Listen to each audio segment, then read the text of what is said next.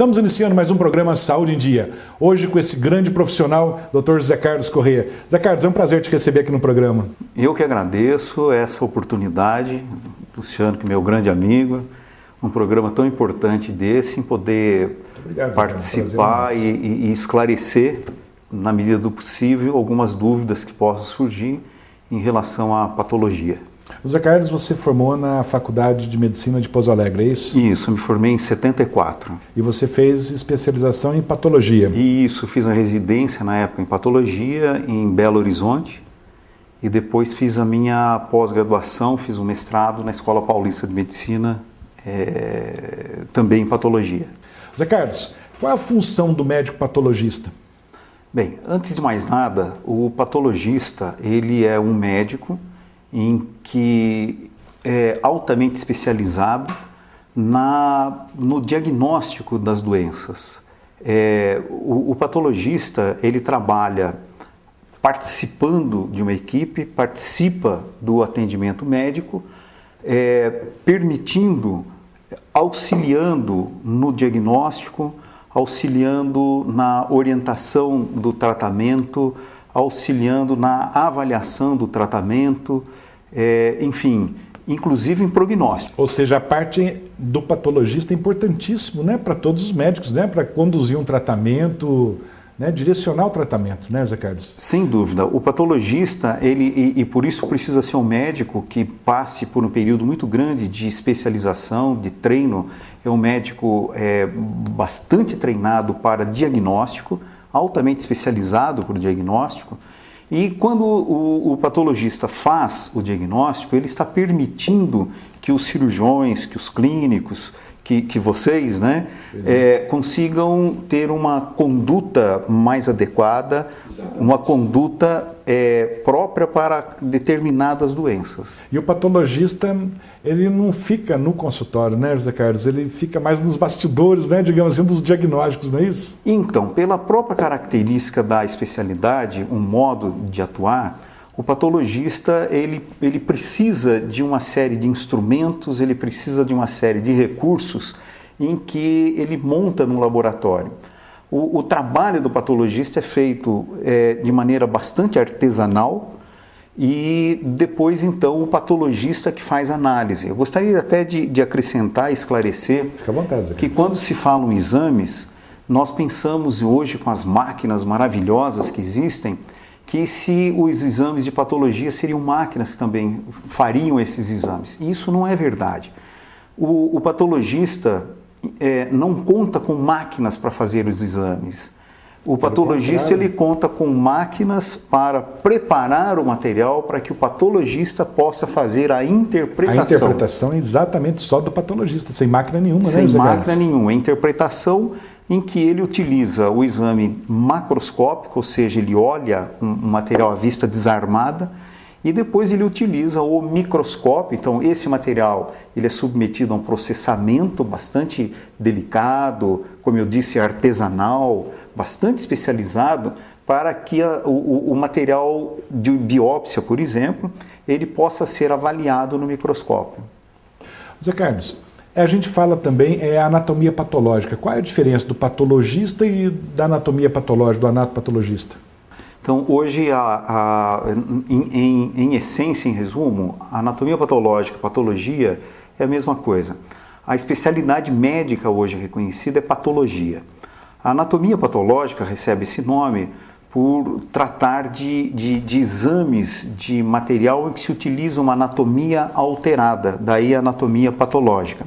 Mas hoje a especialidade médica é patologia, com áreas de atuação, como é o caso da citopatologia. Falando em citopatologia, a citologia oncótica, ou seja, o Papa Nicolau, qual é a importância desse exame e como que é feito, Zé Carlos? Então, o Papa Nicolau foi um exame... Papa Nicolau, na verdade, ele não era papa nem nada, era um grego chamado Papa Nicolau. Era o nome dele, né? Era o nome dele, em que o meu chefe, com quem eu fiz o treinamento, teve a oportunidade de aprender a citopatologia com o Papa Nicolau. E ele me contava histórias assim muito interessantes. O Papa Nicolau foi, e acredito que seja até hoje, um dos recursos de saúde pública de melhor resultado. Para se ter uma ideia, o câncer de colo uterino, ele ocorria numa incidência extremamente elevada e em que um método extremamente simples, que é o Papa Nicolau, permitiu reduzir a próximo de zero a incidência de câncer de colo uterino. Quando nós falamos em câncer do colo uterino, eu gostaria de dizer que é o câncer dessa fase avançada, essa fase que nós conhecemos e ouvimos falar, olha, o paciente morreu de câncer de colo uterino. Aliás, poucos hoje morrem de câncer de colo uterino, Deus, né? Exatamente por causa do Papa Nicolau. Inclusive, todos, né, já ouviram falar em Papa Nicolau. Nós, ginecologistas, fazemos a coleta, né, do Papa Nicolau, mas o patologista é que realmente realiza, né, executa o exame, né, dá o diagnóstico para nós podermos fazer o tratamento, né, com o paciente. Então, o Papa Nicolau, na verdade, é uma citologia chamada esfoliativa, porque são retiradas células da superfície do colo uterino, em que o ginecologista faz a colheita, com uma espátula, com uma escova, com instrumentos adequados, exatamente, em que ele faz o esfregaço, ele retira aquele material, coloca na lâmina e essa lâmina é submetida à fixação. Essa fixação pode ser com spray, pode ser com álcool, o que importa é que seja fixada. Que seja fixado e depois, o material não estraga, né? Para não estragar, exatamente, para permitir que o exame seja feito, seja realizado. E aí nós vamos corar essa lâmina e a técnica de coloração mais utilizada é a técnica de Papa Nicolau, né? Que nós usamos na nossa rotina, né? Que é o Papa Nicolau. Existem outras técnicas, mas a mais utilizada é essa. E depois, então, é submetido a uma avaliação no microscópio. Para você ter uma ideia, nós colhemos, né, a colheita do Papa Nicolau, ela tem de 5 a 10 mil células no esfregaço. E nós olhamos esse esfregaço de ponta a ponta, procurando alterações, procurando células alteradas. E o Papa Nicolau, ele não só idealizou esse exame, como ele escreveu o que a gente chama a história natural do câncer de colo uterino. Ele descreveu desde as alterações que iriam se transformar um dia em câncer, até as formas mais iniciais do câncer de colo uterino. Olha, isso que eu estou dizendo, que nós estamos conversando, tem um significado fabuloso para a população, porque quando nós identificamos alterações que um dia iriam se transformar, ou alterações que consideramos câncer em fase inicial, são situações em que o ginecologista trata e cura essas lesões. Né, Carlos? Esse é o mais importante. Exatamente. Então, olha a importância, né, do médico patologista. Quer dizer, manda mastigado para o ginecologista. Então, a importância, né, do exame aí está no patologista. Exatamente. Então, verdade? O patologista ele contribui para o atendimento médico nesse sentido. O ginecologista fazendo um bom exame, o ginecologista fazendo uma boa colheita, e ele encaminha ao patologista, o patologista pode fazer também uma boa avaliação. Exatamente. E permitir integrar e ajudar esse atendimento médico. E como ajuda, né, Zé Carlos? Pois é, Zé Carlos, graças a Deus a gente ajuda. Graças a Deus, né? Zé Carlos, nós vamos fazer um breve intervalo e já voltamos. Voltamos com o programa Saúde em Dia. E hoje conversando com o professor Dr. José Carlos Corrêa. Professor, porque você também já deu aula na Faculdade de Medicina, né, José Carlos? Sim, eu dei aula na faculdade durante 25 anos. E tive também o privilégio de ser diretor da faculdade. E atualmente eu me dedico apenas à atividade privada. Só até o laboratório mesmo, né, Zé Carlos? Zé Carlos, do ponto de vista do médico patologista, de quanto em quanto tempo a mulher deve procurar o médico para fazer o Papa Nicolau? Então, nós temos que distinguir dois grupos principais de pacientes, e eu vou explicar o porquê. São os pacientes da rede pública, das pacientes de consultório. Tradicionalmente, o Papa Nicolau era realizado anualmente. E, se puder ser realizado, deveria ser realizado anualmente. Em termos de saúde pública, isso não é exequível. Então, surgem trabalhos que mostram que, se realizando o Papa Nicolau 2 anos seguidos, sem alteração, essa paciente pode ter um espaço maior para a coleta do outro Papa Nicolau, sem dúvida. Mas isso nós estamos partindo do pressuposto que esse material foi bem colhido, que esse material foi bem examinado. Exatamente. E que nós podemos ter uma paciente que tem uma epidemiologia que permita isso. São pacientes que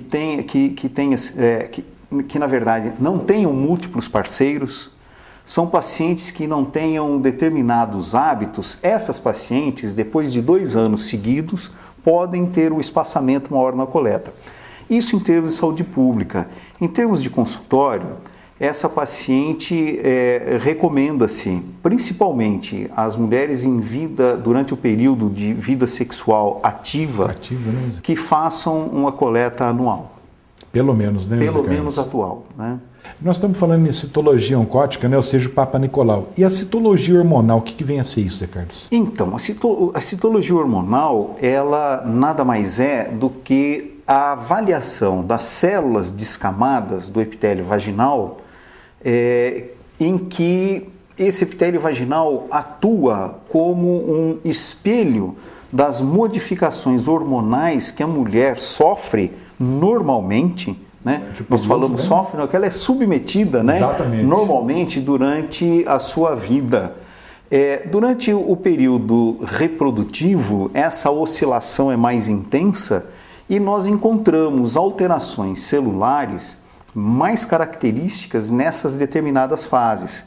Então nós podemos auxiliar, através da descamação vaginal, nós conseguimos ajudar no contexto clínico, de um exame clínico, a avaliar a ação hormonal que aquela paciente está submetida. Exatamente, ou chegando na menopausa ou no período fértil, exatamente, né? Sem dúvida.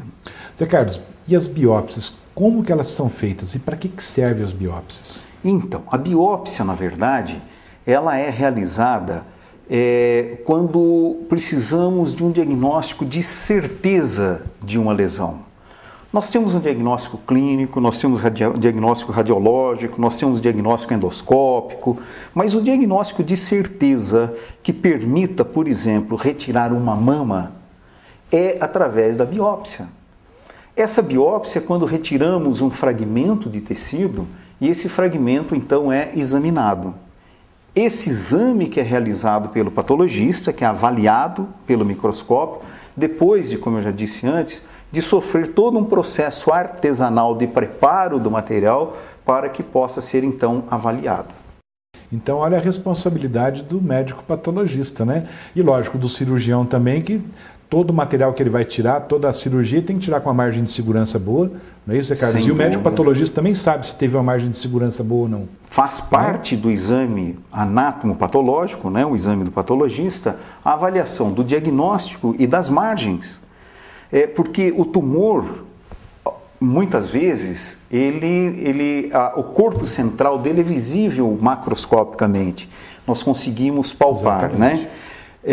Mas não enxergamos as células, não enxergamos muitas vezes pequenas regiões, pequenos focos que podem voltar e brotar novamente naquele local se ele não foi retirado com margem. Na margem de segurança que a gente diz é tirar o tumor totalmente, deixando uma margem, né? Uma borda, né? Livre, né? Retirando uma área livre do tumor, né?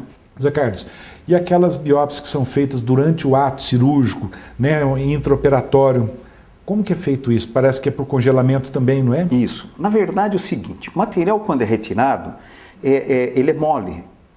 Ele sofre um processo de fixação, mas nós precisamos deixá-lo duro para poder cortar em fatias muito finas. Ter uma ideia, nós cortamos com menos de 5 micrômetros. O micrômetro é a milésima parte do milímetro. Então são fatias extremamente finas. Imperceptível mesmo, né? Para isso nós precisamos deixar o material duro o suficiente para cortar a fatia fina, mas não tão duro que impeça a sua secção. Isso nós incluímos esse material em parafina. Esse processo é demorado ele demora de 8 a 10, 12 horas. Hoje nós conseguimos com micro-ondas fazer até em 2 horas esse procedimento, conseguimos abreviar esse período. Mas durante a cirurgia, 2 horas é um tempo muito grande. Então, muitas vezes o cirurgião se depara com uma lesão que ele não esperava, ou ele se depara com uma lesão que não pôde fazer a biópsia anterior, e ele precisa, nesse momento, saber o que é aquilo para poder orientar a sua cirurgia. E aí que entra o exame da congelação. Chama-se congelação porque esse material é submetido a um congelamento. Isso no centro cirúrgico. No centro cirúrgico. Ele é submetido a um congelamento e aí nós conseguimos tirar fatias finas. E em quanto tempo você faz um exame de congelamento? Então, o exame de congelamento ele pode ser realizado num período que varia de 10 a 20 minutos. Que é um período bastante razoável. Dá uma orientação muito grande, né, para o cirurgião, saber até onde que ele precisa Sem operar dúvida, ou não. Se ele retirou com margem, se aquele tumor é um tumor maligno ou não, se esse tumor é maligno, ele vai fazer uma cirurgia mais radical, ele vai fazer uma amputação de um órgão, de uma região, vai fazer uma cirurgia mais ampla. E se for uma lesão benigna, ele pode fazer uma retirada mais econômica, né? Preservando mais radical, as estruturas, né? Sem dúvida. Zé Carlos, nós vamos fazer um breve intervalo e já voltamos. Voltamos com o programa Saúde Dia. E hoje conversando com meu grande amigo Dr. Zé Carlos Correia. Zé Carlos, o que vem a ser imunistoquímica? Então, a imunistoquímica ele é um método mais sofisticado que é utilizado no material da biópsia. O material da biópsia ele precisa ser corado para ser examinado. Então, essa coloração de rotina chama-se hematoxilina e eosina. Quando nós precisamos de coloração que destaquem determinados elementos, nós chamamos de histoquímica. Mas quando utilizamos anticorpos marcados para determinados antígenos, aí nós utilizamos a imunohistoquímica. A imunistoquímica é um método sofisticado em que se utilizam anticorpos marcados para identificação de células, para identificação de tecidos. Trouxe um avanço fantástico na patologia e na medicina, onde permite um diagnóstico de certeza de determinados tumores, de determinadas doenças, e hoje já se utiliza a chamada terapia-alvo. Terapia-alvo são determinados tumores em que a imunistoquímica detecta determinados antígenos, em que se utilizam drogas específicas para isso. Utiliza-se hoje em linfoma, o próprio câncer de mama, ele é obrigatório no câncer de mama se fazer a imunistoquímica para avaliação de receptores hormonais, para avaliação do CEB-B2, que são substâncias que permitem o uso de determinados medicamentos que serão mais eficazes para aqueles determinados tumores do que outra situação em que não existam esses marcadores. Quer dizer, ainda bem, graças a Deus, existe, né, esse exame, né, Zé Carlos? Sem dúvida, é um exame mais sofisticado, né, todos. Nossa, e tem inclusive em benefício muito do próprio paciente. Não tenha dúvida, não tenha dúvida. Zé Carlos, se eu te perguntar, a necrópsia, ela é feita pelo médico patologista ou pode ser realizada por qualquer outra especialidade médica? Ótimo. A necrópsia ou autópsia, há quem prefira o termo autópsia, outro necrópsia, nós preferimos necrópsia. Ela é feita tem 3 situações principais. A primeira situação é pelo médico legista. O médico legista, ele é o perito oficial do Estado. Então, toda morte violenta ou toda morte que tenha suspeita de crime, obrigatoriamente é um médico legista que fará a autópsia ou necrópsia. Em hospitais, principalmente hospitais escola, existem patologistas e serviços de patologia, e aí é o patologista quem faz essas necrópsias hospitalares. E existe um hiato entre esses dois, que é o chamado Serviço de Verificação de Óbito. Né? O Serviço de Verificação de Óbito, na verdade, é de competência do município. Mas nem todos os municípios conseguiram montar essa estrutura para atender aqueles pacientes, para atender as autópsias dos pacientes que morrem sem assistência médica. O Serviço de Verificação de Óbito é quem vai identificar o porquê que aquele paciente foi encontrado morto na rua, ou mesmo em casa, e que não tenha tido atendimento médico, ou mesmo que não se sabe o motivo da morte desse paciente. Então vem esclarecer. Da competência do município, o serviço de verificação de óbito. Já a autópsia realizada em hospitais, a autópsia hospitalar é realizada por patologistas, e a medicina legal, hoje, no estado de São Paulo, principalmente, a tendência de que os legistas também sejam patologistas. É uma boa explicação, né? Acho que é uma curiosidade também, né, para a população, né? Quem faz esse tipo de exame, né? Zé Carlos, os exames que você realiza no seu laboratório, todos ficam arquivados? Que eu tive, né, o prazer de conhecer o teu laboratório e fiquei impressionado, né, com o arquivamento, né, das lâminas, inclusive de pedido de exame, né, Você me mostrou o pedido que eu fiz há alguns anos atrás. Vamos falar quanto tempo não, né, Zé Carlos? Um tempo atrás. Podemos falar, sim. Realmente tudo arquivado, inclusive você montou, né, como um livro mesmo, né?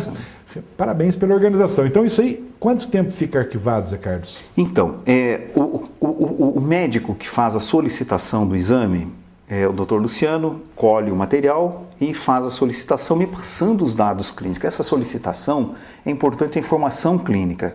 O patologista, ele não faz o exame de coloca em máquina e sai o exame. Ele faz um exame de interpretação e por isso ele precisa dos dados. E esses dados são colocados numa requisição. Essa requisição será arquivada, a lâmina será arquivada e o bloco de parafina será arquivado. Até 1993, todos os exames realizados até 1993, janeiro de 93, se não me engano 10 de janeiro, se não me falha a memória, eles devem ser guardados por 20 anos. Já os exames realizados depois desse período, e sobretudo depois de 2002, onde foi promulgado o novo Código Civil Brasileiro, os materiais podem ser arquivados por 5 anos. 5 anos, e depois pode descartar. Podem ser descartados. Mas nós, pessoalmente, nós acreditamos que são páginas da vida guardadas. Nós não sabemos o que vai ser o futuro. Só por curiosidade, a gripe espanhola, que matou muita gente na década de 1910, 1920, né? Nos Estados Unidos, no mundo todo, mas nos Estados Unidos conseguiram hoje fazer o sequenciamento do vírus graças ao material de parafina, do bloco de parafina, dos exames que os patologistas tinham feito na época que estavam arquivados. Olha só. Nós, graças a Deus, no nosso serviço, nós temos arquivados todos os blocos de parafina. Eu vi, conheci lá, né? E as lâminas, pelo menos com 20 anos, nós temos arquivado. Ainda bem, né, Zé Carlos? Então pode ajudar, pode vir a ajudar algum colega que necessite, né, de alguma informação. E mesmo o paciente, imagine se daqui 5 anos, ou hoje, surge uma droga nova para determinado tipo de tumor que foi feito o diagnóstico há 5 anos atrás. Quer dizer, você tem eu tenho o tumor, eu tenho o fragmento do tumor de 5 anos atrás. Olha só como então isso que eu digo que são páginas da vida, né, guardadas lá no laboratório. Exatamente. Zé Carlos, nós temos algumas perguntas, né, de nossos telespectadores. Você pode responder para a gente? Pois não. Vou chamar a nossa repórter, então. A minha dúvida, principalmente com relação ao Papa Nicolau, é saber se o material é recolhido pelo ginecologista ou pode ser feito pelo técnico auxiliar de enfermagem. A prezada Alessandra, a colheita do material é realmente uma etapa importantíssima no exame. Não é só fazer o exame, a colheita é fundamental. Nós preferimos que o ginecologista faça a colheita. No serviço de saúde pública, técnicos ou, sobretudo, enfermeiros ou enfermeiras são treinados para essa coleta. Mas nós acreditamos que as pessoas bem treinadas, mas, sobretudo, o médico, são as pessoas mais indicadas para essa colheita. Inclusive alguma lesão, uma coisa diferente? Então, porque a colheita do material não é uma colheita simples. O colo uterino ele precisa ser avaliado e o ginecologista avalia esse colo uterino. Ele avalia muitas vezes utilizando um aparelho que chama-se colposcópio. E esse colposcópio ele utiliza recursos para melhorar a imagem, para modificar a imagem, identificar áreas que necessitam biopsiar, que necessitam que aí só o médico avaliar com a histologia e só o médico que pode fazer isso. Então nós achamos que é uma boa oportunidade para a paciente ser bem examinada pelo seu ginecologista. Próxima pergunta, já. Deixa eu te perguntar uma coisa para você. Eu gostaria de saber se os remédios interferem no resultado dos exames. Prezada Jusceline, o exame Papa Nicolau ele pode ser alterado sim quando se faz uso de medicamento, sobretudo com medicamento em uso local. Ou seja, um creme vaginal, por exemplo. Isso. Próxima pergunta. Eu gostaria de saber como é feito o exame das lâminas do Papa Nicolau. Prezada Bruna, o Papa Nicolau ele é submetido à coloração e depois da coloração ao exame microscópico, olhando meticulosamente todos os campos do esfregaço. E ajudando muito o ginecologista aí, né, Zé Carlos? Próxima pergunta. O que é feito no material após ele ser analisado?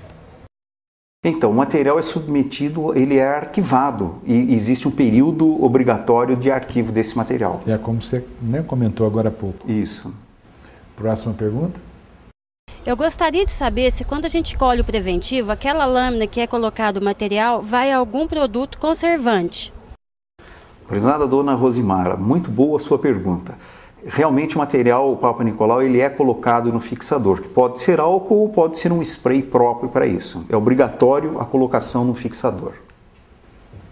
Tem mais alguma pergunta? Quanto tempo, em média, leva uma análise de biópsia?